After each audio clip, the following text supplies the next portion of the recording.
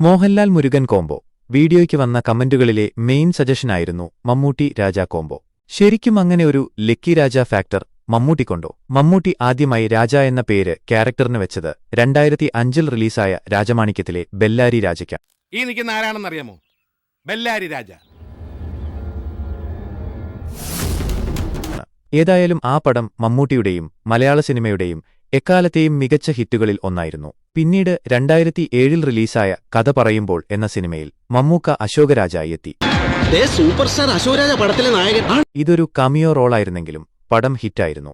2009-ൽ റിലീസായ കേരളവർമ്മ പഴശ്ശിരാജ മമ്മൂട്ടി പഴശ്ശിരാജയായി എത്തിയ സിനിമ കേരളവർമ്മ പഴശ്ശി തമ്പുരാൻ അന്നത്തെ ഒരു ബിഗ് ബഡ്ജറ്റ് പടമായിരുന്നു. അതേപോലെ പടം ഹിറ്റായിരുന്നു. ഒരുപാട് സിനിമ നിരത്തി പൊട്ടിയതിനുശേഷം 2014-ൽ മമ്മൂട്ടിക്ക് ഒരു ആശ്വാസ ഹിറ്റ് കൊടുത്ത സിനിമയാണ് രാജാധിരാജ.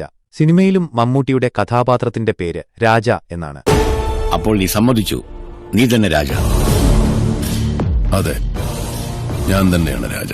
മധുരരാജയായി മമ്മൂട്ടി എത്തിയ രണ്ടു സിനിമകൾ 2010-ൽ പോക്കിരി രാജയും 2019-ൽ മധുരരാജയും. ഈ രണ്ട് സിനിമകളും ഹിറ്റായിരുന്നു. ഏതായാലും ഈയൊരു ട്രെൻഡിന് പേരുദോഷം കേൾപ്പിച്ച രണ്ട് സിനിമകൾ കോബ്രയും കമ്മത്ത് ആൻഡ് കമ്മത്തുമാണ്. രണ്ട് സിനിമയിലും മമ്മൂട്ടിയുടെ കഥാപാത്രത്തിന്റെ പേര് രാജ എന്നു തന്നെയായിരുന്നു.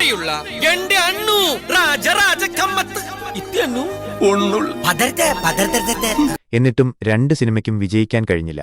ഇതിൽ കമ്മത്ത് ആൻഡ് കമ്മത്ത് മമ്മൂട്ടിയും ദിലീപും ചേർന്ന് അഭിനയിച്ച ഒരു മൾട്ടി സ്റ്റാർ സിനിമയായിട്ടുകൂടി തിയേറ്ററിൽ പരാജയപ്പെട്ടു.